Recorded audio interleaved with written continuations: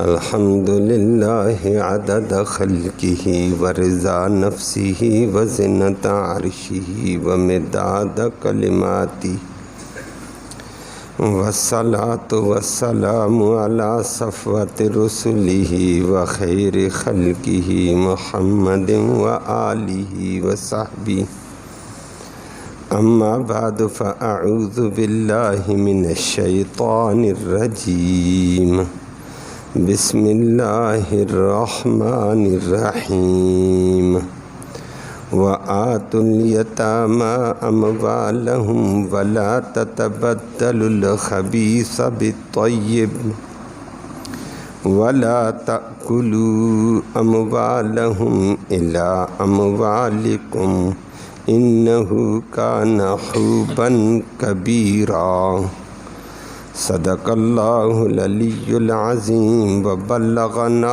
رسولہ النبی الامی الکریم۔ قابل تکریم معزز سامعین کرام، آیت کریمہ میں اللہ رب العالمین نے ایک کمزور مخلوق یتیم کے حقوق کا تذکرہ فرمایا کہ یتیم کا مال یتیم کے حوالے کرو۔ نمبر 2، تم ولی بن کر اگر یتیم کے ذمہ دار بن گئے تو یتیم کے مال کو اپنے مال کے ساتھ خلط ملط نہ کرنا، تمہارا مال بھی حرام ہو جائے گا۔ اور فرما دیا یتیم کے مال کو اپنے مالوں کے ساتھ ہیلے بہانے کر کے بھی نہ کھانا، یہ بہت بڑا گناہ ہے۔ اللہ سب کو محفوظ فرمائے۔ لفظی ترجمہ سماعت فرمایا وَآتُوا الْيَتَامَى، اور دے دو یتیموں کو اموالہم، ان کا مال۔ نمبر 2، وَلَا تَتَبَدَّلُوا، اور مت تبدیل کرو الخبیث، خبیث مال کو بالطیب، طیب عمدہ مال کے ساتھ۔ نمبر 3، وَلَا تَأْكُلُوا، اور مت کھاؤ اموالہم، ان کے مال کو اِلَىٰ اموالکم، اپنے مالوں کے ساتھ۔ انہو، بے شک یہ یتیم کا مال کھانا کان ہے حوباً کبیرا، بہت بڑا گناہ۔ اللہ سب کو محفوظ فرمائے۔ اس سے پہلے آیت کریمہ کو آپ نے 2 دن سماعت کیا تھا۔ اس آیت کریمہ میں جہاں اللہ نے اپنی قدرت کا ذکر کیا کہ تمہیں ایک باپ آدم علیہ السلام سے پیدا کیا، تم سارے آپس میں رشتہ دار ہو، البتہ کوئی رشتہ زیادہ قریبی ہے، کوئی ذرا بعید کا ہے، تو پھر کل ذکر کر کے فرمایا رشتہ داری کا لحاظ رکھو، قرابت داری کا لحاظ رکھو، صلہ رحمی کا لحاظ رکھو، اور قرابت داری اور صلہ رحمی کا لحاظ رکھو گے اللہ تمہارے مال میں برکت دے گا، تمہارے گناہ معاف کرے گا۔ صلہ رحمی کی وجہ سے اللہ عمر میں اضافہ فرمائیں گے کہ تھوڑے وقت میں آپ زیادہ نیکیاں کر لو گے۔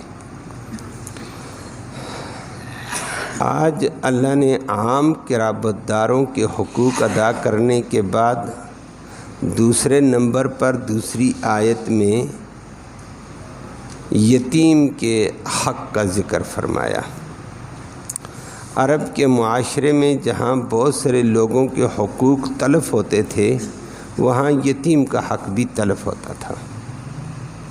تو آگے صورت میں حقوق ہی کا ذکر آئے گا، عورتوں کے حقوق کا ذکر آئے گا، دیگر حقوق آئیں گے، لیکن عام رشتہ داری کے بعد سب سے پہلے یتیم کا حق اللہ نے ذکر کیا کہ یتیم ذرا کمزور ہوتا ہے، بچہ ہوتا ہے، کوئی بچی ہوتی ہے، بیچارے ناسمجھ ہوتے ہیں، ان کے بڑے ہونے سے پہلے مال ضائع ہو جاتا ہے، مال ہڑپ ہو جاتا ہے، جائیدادیں نام لگ جاتی ہیں۔ اللہ نے اس لیے یتیم کے حق کو حقوق والی صورت میں سب سے پہلے بیان کیا کہ یتیم کا لحاظ رکھو، زیادتی نہ کرنا۔ دوسری بات، یتیم کسے کہتے ہیں؟ یتیم کا لفظ آیا ہوا ہے وَآتُوا الْیَتَامَى، یتامہ جمع ہے اور یتیم مفرد ہے۔ یتیم کہا جاتا ہے تنہا کو، اکیلے کو، لغت میں یہ معنی ہے۔ اور شریعت کی زبان میں، اصطلاح میں، جس بچے کا، بچی کا بلوغت سے پہلے باپ فوت ہو جائے تو باپ ایک سرپرست تھا، ایک سایہ تھا، ایک تعاون تھا، وہ چلا گیا تو یہ اکیلا رہ گیا ہے، تنہا۔ اس لیے اس کو شریعت کی زبان میں یتیم کہتے ہیں، چاہے وہ بچی ہو چاہے بچہ ہو۔ تو یتیم کا معنی یہی اکیلا، تنہا ہوتا ہے۔ اسی لیے کہا جاتا ہے در یتیم، وہ موتی جو یکتا ہو، جس کا ثانی کہیں بھی نہ ہو، اکیلا موتی، قیمتی موتی، اس کو در یتیم کہتے ہیں۔ تو یتیم کا معنی اکیلا۔ یہ انسانوں کی لیے یتیم کے لفظ کا یہ معنی ہے شریعت کی زبان میں۔ یتیم اگر بالغ ہو گیا، بچی ہے یا بچہ، وہ مکلف ہو جاتا ہے، وہ خود ذمہ دار بن جاتا ہے، وہ شریعت کے حقوق اس کے اوپر لاگو ہو جاتے ہیں، اس کے بعد اس کو یتیم نہیں کہتے ہیں۔ بالغ ہونے کے بعد کسی کا کوئی بندہ بالغ ہے، بچہ ہے، بچی، اب باپ فوت ہو گیا، کہتے ہیں یتیم، نہ اب یتیم نہیں ہے۔ یتیم بلوغت سے پہلے جس کا باپ فوت ہو گیا اس کو کہتے ہیں۔ البتہ آیت کریمہ میں مجاز کے اعتبار سے یہ لفظ استعمال ہوئے ہیں۔ آج کی آیت میں بھی یتیم کا لفظ جو آیا ہے یہ مجازاً مکان کے اعتبار سے، عربی گرامر کے اعتبار سے اس کو یتیم کہا کہ یتیم تھا، اب نہیں ہے، اب بالغ ہو گیا ہے، اس لیے کہا اب بالغ ہو گیا، مال اس کے حوالے کر دو۔ تو مرد کے لیے، عورت کے لیے یہی جس کا باپ فوت ہو گیا۔ لیکن انسان کے علاوہ دیگر انواع ہیں، دیگر اقسام حیوانات ہیں، پرندے ہیں، چرندے ہیں، ان میں یتیم اس کو کہتے ہیں، اس بچے کو یتیم کہتے ہیں جس کی ماں مر جائے۔ حیوانوں میں اس کو یتیم کہتے ہیں، چرند میں، پرند میں۔ لیکن انسانوں میں جس کا باپ مر گیا اس کو یتیم کہا جاتا ہے۔ اور بالغ ہونے کے بعد یتیم ختم ہے۔ وہ نبی کریم صلی اللہ علیہ وسلم نے فرمایا لا یتم بعد احتلام، کہ احتلام واقع ہو گئے بچے بچی کو تو یتیم ختم۔ دوسری روایت میں فرمایا لا یتم بعد بلوغ، بلوغت کے بعد یتیم ختم، بلوغت سے پہلے ہوتا ہے۔ تو یتیم جس کا باپ نہیں، یہ کمزور ہے، تنہا ہے، تعاون میں، مدد میں یہ کمزور تنہا ہوتا ہے۔ شریعت نے فرمایا اس کے حقوق کا لحاظ رکھو۔ اور نبی کریم صلی اللہ علیہ وسلم نے فرمایا انا وکافل الیتیم کہاتین، ترمذی شریف کی روایت میں موجود ہے کہ یتیمیں اور یتیم کی کفالت کرنے والا قیامت کے دن ایسے ہوں گے۔ سبابہ انگلی اور وسطی انگلی نبی کریم صلی اللہ علیہ وسلم نے ملا کر فرمایا۔ کیا مطلب ہے؟ یتیم کی کفالت کرنے والا میرے ساتھ برابر قیامت کے دن کھڑا ہوگا۔ یتیم کی کفالت، چاہے وہ یتیم اپنا بھتیجا ہو، یتیم اپنا بھانجا ہو، یتیم خاندان کا بندہ ہو، یتیم محلے کا بندہ ہو، یتیم کسی بلادری کا بندہ ہو، یا یتیم کسی مسلمان کا بچہ، کافر کا بچہ کیوں نہ ہو، یتیم کی کفالت بہت بڑا اجر کا ذریعہ ہے۔ نبی فرماتے ہیں یتیموں کا ماوا میں آیا ہوں، اب ایک بندہ یتیم کی کفالت صحیح طریقے سے کرے گا، یہ میرے ساتھ قیامت کے دن کھڑا ہوگا۔ یہ بہت بڑی سعادت ہے۔ لیکن آج بھی اور عرب معاشرے میں یتیم کے حق تلف ہوتے تھے۔ قرآن نے اس لیے ان کے حقوق پر بڑی گرفت کی ہے، زور دیا ہے۔ اور اللہ کے نبی نے آ کر جہاں اور حقوق لوگوں کو دلائے، ان کا حق جتلایا، وہاں یتیم کا بھی حق جتلا دیے ہیں۔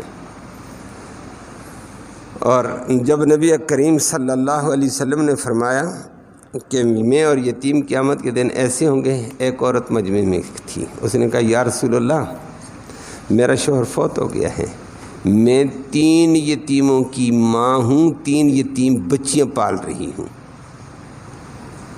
تو ظاہر بات ہے عورت کے لیے پالنا مرد کے مقابلے میں ذرا مشکل ہوتا ہے، ان کو صحیح طریقے سے ان کی تعلیم، تربیت، ان کو پورا حق دینا، دینے والا اللہ ہوتا ہے لیکن بندہ تھوڑا سا آگے واسطہ بنتا ہے۔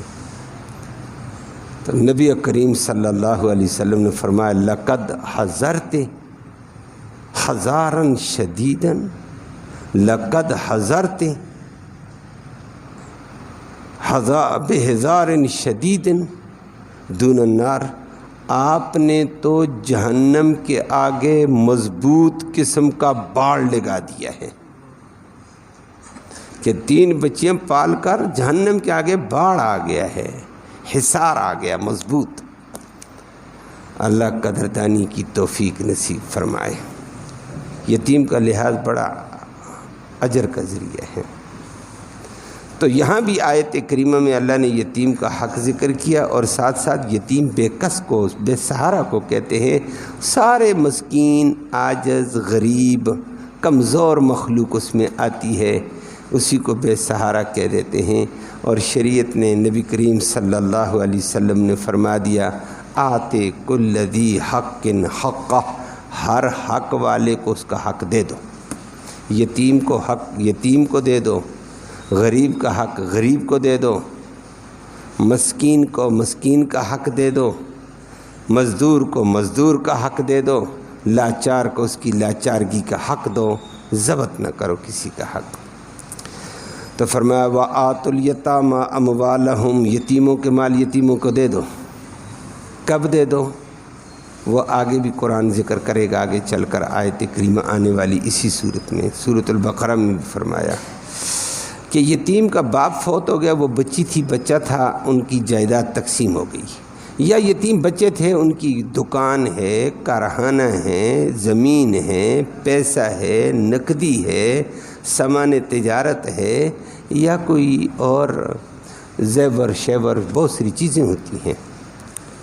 تو ان کا والی کون بنتا ہے؟ یا تو اسی یتیم کا جو بندہ فوت ہو گیا اس کا بھائی یتیموں کا چچا والی بنے گا، یا یتیموں کا ماموں والی بنے گا، یا خاندان کے اندر کا کوئی بندہ والی بنے گا، یا خاندان کے علاوہ محلے کا کوئی ذمہ دار بندہ والی بنے گا کہ جناب اس دکان کی میں رکھوالی کروں گا، یہ نقدی کی میں رکھوالی کروں گا، یہ فلاں فلاں جو بھی چیز ہوگی۔ تو آج یتیم ہے، یہ تم والی بن گئے ہیں۔ والی کا معنی ضامن، ذمہ دار، اور یہ یتیم کا ذمہ دار بننا بہت بڑا فائدہ، وہ میں نے ابھی ذکر کیا، نبی نے فرمایا انا وکافل الیتیم کہاتین۔ اب یہ ذمہ دار بن گیا کہ یتیم کے مال کی بھی میں حفاظت کروں گا، یتیم کی بھی حفاظت کروں گا، یتیم کے مال میں سے یتیم کی تعلیم پر، تربیت پر، تادیب پر مال خرچ کروں گا، اس کے علاوہ مال ضائع نہیں ہونے دوں گا۔ آج یتیم ہو گیا بالغ، شریعت نے کہا یتیم بالغ ہو گیا، دے دو اس کا مال، اس کے حوالے کرو، یہ تو تم نے بالغ ہونے تک کنٹرول کیا تھا، ضائع نہ ہو جائے۔ اب یتیم خود بالغ ہو گیا، خود ذمہ دار بن گیا، دے دو اس کا مال۔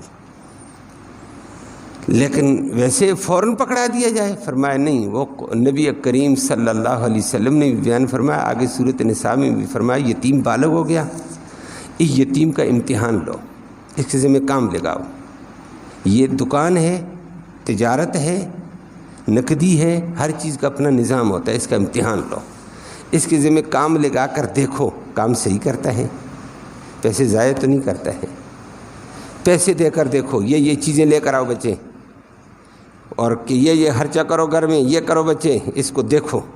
اگر یہ تمیز والا ہو گیا، اپنے نفع نقصان کو پہچان گیا اور اپنی نقدی سنبھال لے گا، ضائع نہیں کرے گا فضولیات میں، تو اب اس کے مال کو دے دینا۔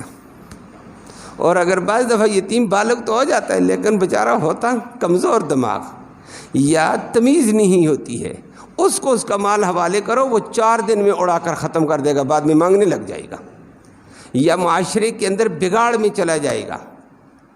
اس لیے شریعت نے کہا نہ دینا مال، سنبھالے رکھو، جب تک اس کو تعلیم دو، تربیت دو، ایسے سنبھال، کاروبار ایسے کر، دکان ایسے چلا، گھر کو ایسے چلا، تعلیم دیتے رہو۔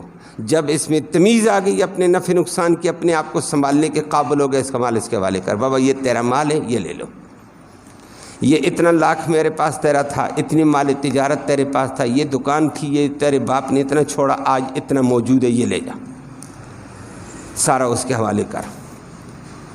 ایک بات ہو گئی ہے۔ دوسری بات کبھی ایسے ہوتا ہے، یتیم کا ایک آدمی مال والی بن گیا، تو یتیم کی بھی ایک دکان ہے، ایک میری دکان ہے، یتیم کا بھی 2-4 لاکھ روپیہ ہے، میرا اپنا بھی 2-4 لاکھ روپے میں کاروبار کر رہا ہوں۔ تو یتیم کے مال کو صرف رکھو گے، اس میں اسے خرچ کرتے رہو گے، چند دنوں میں ختم ہو جائے گا۔ شریعت کہتی ہے اس کو کاروبار میں لگاؤ، یہ نہ ہو جائے یتیم 5-10 سال تک کھاتا رہے، اس کے کھانے میں خرچ کر دو، تعلیم میں خرچ کر دو، کپڑے میں خرچ کر دو، اور اس کی تربیت میں خرچ کرو، جیسے وہ بالغ ہوئے تو کھا لیا، کچھ بھی نہیں ہے، وہ تباہ کر کے رکھ دیا تم نے۔ نہ اس کو کام پہ لگاؤ، اس مال کو، جو مال تم کھیتی باڑی کرتے ہو کھیتی باڑی میں لگا، تم تجارت کرتے ہو اس کو تجارت میں لگاؤ، تم صنعت کا کام کرتے ہو اس کو صنعت میں لگاؤ، جہاں جو کام تم کرتے ہو اس کو لگاؤ اس میں، اور پرافٹ آتا رہے گا، یتیم پرافٹ کھاتا رہے، اور اس کی اصل پونجی بچی ہوگی، جیسے بال ہوگا اس کے حوالے کرو۔ لیکن کبھی کبھی جب یتیم کا مال اپنی کے پاس ہوگا، دکان ہے، دکان میں 10 لاکھ کا میرا مال ہے اور 5-6 لاکھ یتیم کے ہیں، وہ ڈال دیے ہیں، تو ڈال کر مشترکہ چلا، لیکن یتیم کے مال میں سے کچھ اپنی طرف ڈنڈی مار دی ہے، اس کے مال کا جو پرافٹ آیا پورا اس کے نام نہیں ہوا ہے، تھوڑا سا وہ میری محنت تھی نا جی، وہ فلاں مہمان آ گئے تھے نا جی، وہ یتیم کے مال سے کھلا دیا، دوست آ گئے یتیم کے مال سے کھلا دیا، خود یتیم کے مال سے مال منگا لیا کوئی چیز۔ اللہ نے فرما دیا نہ، یتیم کے مال کو مکس کر کے، یتیم کا مال خبیث ہے، حرام ہے، اس حرام کو اپنے حلال کے ساتھ ملا کر اپنے حلال کو بھی حرام مت بناؤ، صحیح تمیز کے ساتھ چلو، صحیح حساب کے ساتھ چلو۔ حضرات صحابہ کرام کمال کے لوگ تھے، یتیم کے والی بنے، اب یتیم گھر میں ہیں، 2 بچے ہیں، 4 بچے ہیں، والد شہید ہو گیا، یتیم کے والی ہیں، یتیم کا پیسہ بھی ہے، اپنے بھی 4-5 بچے ہیں، یتیم بھی 2-4 بچے ہیں، تو وہ حساب کر کے یہ کرتے تھے، یہ ترتیب ہوتی کہ بھائی میرے 4 بچے ہیں، میں 4 بچوں کے لیے سبزی اور آٹا انتظام کروں، یتیم 3 ہیں، ان کو 3 کے اعتبار سے ان کی سبزی کا، ان کے آٹے کا انتظام ہو، مکس ہانڈی بن جائے گی اور مکس روٹی بن جائے گی، یتیم اپنے حساب سے کھا لے گا اور میرے بچے اپنے حساب سے گھر والے۔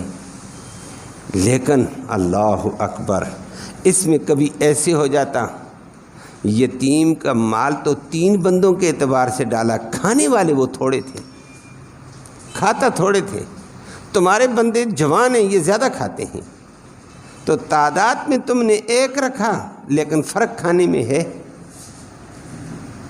آیت نے فرمایا وَلَا تَتَبَدَّلُ الْخَبِيثَ بِالطَّيِّبِ، یتیم کے مال کو اپنے پاکیزہ مال سے نہ ملانا، باقی سارے تمہارے لقمے اپنے ہیں، ادھر سے یتیم نے تھوڑا کھایا اور اس کا مال تم نے کھا لیا، حرام چلا گیا ہے، خبیث ہو جائے گا، بچو۔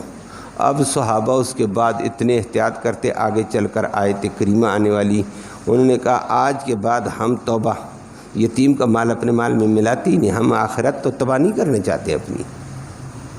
اب یتیم کے لیے ہنڈی الگ بننے لگی، اب یتیم ہنڈی الگ بنی، روٹیاں الگ بنے، کبھی یتیم کھا لیتا، تھوڑا مال بچ گیا، فریجیں تو نہیں تھی، ضائع ہو گیا، صحابہ پھر بیٹھ کر رونے لگ جاتے، یا اللہ یہ مال ضائع ہوا، قیامت کے دن ہم سے پوچھا جائے گا۔ شام کو انہوں نے ہنڈی تھوڑی بنائی، یتیموں کو لگی ہوئی تھی بھوک، انہوں نے کہا اور سالن دو، نہیں ہے، وہ پھر رونے لگ گئے، یا اللہ یہ تو اب پھر پھنس گئے، یتیموں کا مال اور ان کے اوپر پورا صرف نہیں کیا، ان کی بھوک کا ازالہ نہیں ہوا۔ یہ فکر والے لوگ تھے صحابہ۔ نبی کریم صلی اللہ علیہ وسلم کے آگے پریشان ہوئے۔ اللہ نے اس وقت ذکر کر کے فرما دیا کوئی بات نہیں، حساب تم پورا رکھو اور اپنے ساتھ شریک کر لے ان کو۔ آج یتیم تھوڑا کھائے گا، تمہارے بندے 2 لقمے زیادہ کھا لیں، جان بوجھ کر نہ کرو، اتفاقاً ایسے ہو جائے، کل یتیم زیادہ بھوک لگی ہوگی زیادہ کھا لے گا، تمہارے بندے تھوڑا کھا لیں گے۔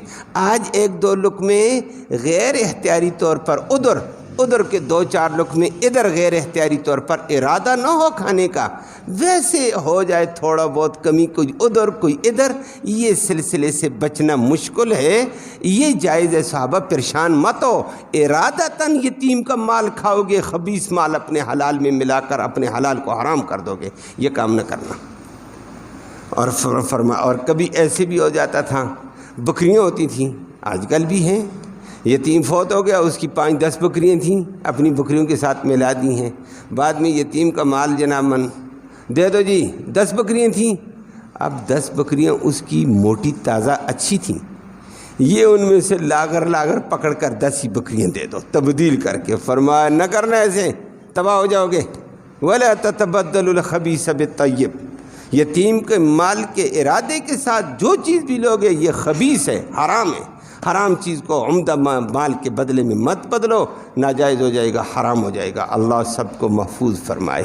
اور آخر میں فرما دیا وَلَا تَأْكُلُوا أَمْوَالَهُمْ إِلَىٰ أَمْوَالِكُمْ، یتیموں کے مال کو اپنے مالوں کے ساتھ ملا کر کھانے کی کوشش نہ کرنا، یتیم کا الگ حساب رکھو اور اس کے مال کو ضائع ہونے سے بھی بچاؤ، ساتھ ملا کر کھانے سے بھی بچاؤ۔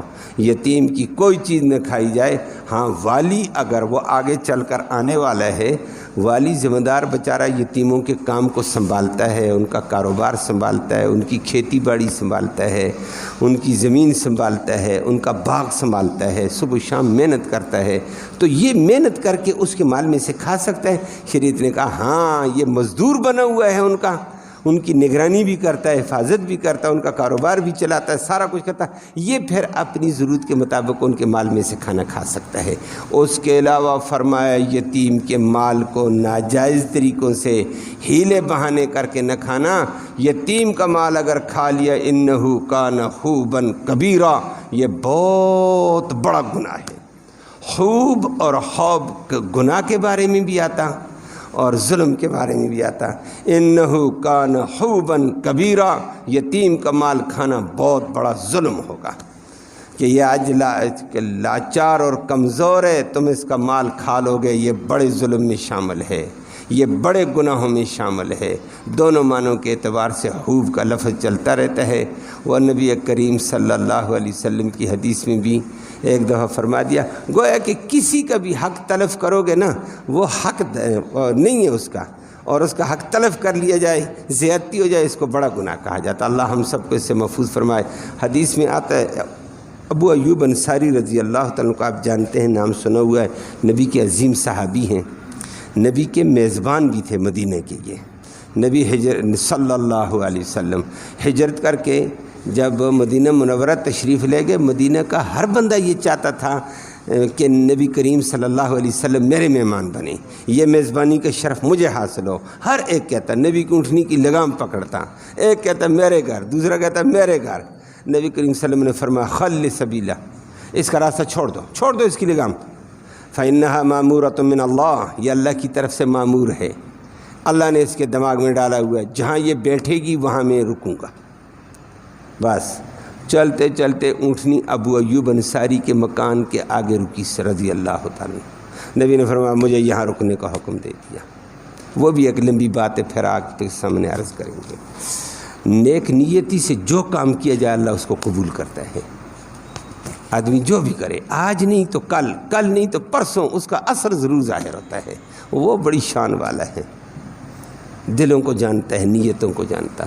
تو نبی کریم صلی اللہ علیہ وسلم ان کے ہاں ٹھہرے، اور یہ مکان کسی دور میں کسی نے بنایا تھا، آج نسلاً بعد نسلاً ابو ایوب انصاری کے پاس ہے، یہ 2 منزلہ مکان تھا۔ تو نبی کریم صلی اللہ علیہ وسلم نے فرمایا مجھے یہاں کا حکم دیا ہے، میں یہاں رکوں گا۔ ابو ایوب انصاری آ گئے بڑے خوش، الحمدللہ نبی میرا میزبان بن گیا۔ تو یہ میزبان تھے نبی کریم صلی اللہ علیہ وسلم کے، اور ان کی زوجہ محترمہ ام ایوب انصاریہ بڑی نبی کی خادمہ تھیں، دین کی خدمت، اور نبی کریم صلی اللہ علیہ وسلم کی اس نے اتنی خدمت کی ہے جس کی کوئی حد نہیں ہے۔ میزبان تھے، جو کھانا میسر ہوتا کھانا بنایا، موقع پر پہنچایا۔ نبی کہیں دور سے آئے، انتظار میں کب نبی آئیں گے، ادھر ادھر نہیں جاتی کہ چلو آئیں گے تو دیکھی جائے گی، نہ انتظار میں۔ جیسے نبی آئیں گلی سے آتے ہوئے اس نے فوراً دسترخوان لگایا، کھانا لگایا اور ہٹ گئی، یا رسول اللہ اپنے مہمانوں کو لے کر بیٹھ جاؤ۔ تو نبی نیچے والی منزل میں رہتے تھے، یہ اوپر والی منزل میں۔ اوپر والی منزل میں یہ درمیان میں چلتے نہیں تھے کہ ہو سکتا ہے نبی ادھر بیٹھا ہو، اوپر سے ہمارے پاؤں گزریں، توہین ہو جائے گی۔ کمال کے ادب والے لوگ تھے، کمال کے لوگ تھے۔ تو یہ وہ میزبان تھا، اور خاتون بھی بڑی خدمت گزار تھیں۔ اکثر نبی کریم صلی اللہ علیہ وسلم کے لیے دسترخوان لگایا، پانی لگایا، کھانا کھا کر نبی اپنے مہمانوں کو لے کر، اپنے ساتھیوں کو لے کر چلے جاتے، یہ بعد میں جا کر دسترخوان اٹھا لاتی، کھانا برتن اٹھا لیتی تھی۔ یہ اس کا ایک نظام، صبح دوپہر شام زبردست تیاری میں رہتی تھی۔ ہوتا ہے انسان میں کبھی کبھی ہو جاتا ہے، کبھی ویسی شیطان وسوسے ڈال دیتا ہے، چھوٹی بات کو بڑھا کر پیش کر دیتا ہے۔ آج کل بھی ہوتا رہتا ہے، لوگوں کو معمولی بات، بیوی کی غصہ آ گئی ہے اور کہتا ہے جا تجھے فلاں فلاں فلاں الی آخری ہی، بعد میں کہتا ہو جی بات تو اتنی نہیں تھی لیکن میں نے کہہ دیا۔ بات نہیں تھی تو کنٹرول کرتا نا اپنے آپ کو، خدا کا بندہ۔ تو ابو ایوب نے بھی ایک دفعہ کہا کسی بات پر کہ میں اس ام ایوب کو طلاق دیتا ہوں، ارادہ کیا۔ نبی کریم صلی اللہ علیہ وسلم سے عرض کیا، یا رسول اللہ کہ میں اپنے کام میں جانا چاہتا ہوں، اس کو طلاق دے دیتا ہوں، یہ اپنی اور ازدواجی رشتے قائم کر لیے، اس کا اپنا حق ادا ہوگا، میں ہوں سفر پر، تاکہ حق نہ مارا جائے وغیرہ۔ اللہ اکبر، یہ بڑی خادمت تھی۔ نبی نے وہاں یہ لفظ استعمال کیا ہے، وَإِنَّ طَلَاقَ أُمِّ أَيُّوبَ لَحُوبٌ کبیر۔ ام ایوب کو طلاق دینا بڑا گناہ ہے، بچنے سے یہ بڑا ظلم ہو جائے گا۔ اور ابو ایوب انصاری رونے لگا، اللہ کے نبی گناہوں سے اور ظلموں سے تو ہم باغے ہیں۔ فرمایا خدا کا بندہ نیک نیت والی عظیم خاتون ہیں، اس کے حق میں کمی نہ کرنا، جیسے کیسے چلتی آپ کے ساتھ چلنے دو اس کو، یہ بڑی خیر خواہ خاتون ہے۔ تو خوب کا لفظ میں نے ذکر کیا، حدیث میں آیا ہوا تھا، اس لیے خوب ظلم کو بھی کہتے ہیں۔ فرمایا یتیم کا مال کھاؤ گے بڑا ظلم، یتیم کا مال کھاؤ گے بڑا گناہ۔ اللہ ہم سب کو بچنا نصیب فرمائے۔ اللہ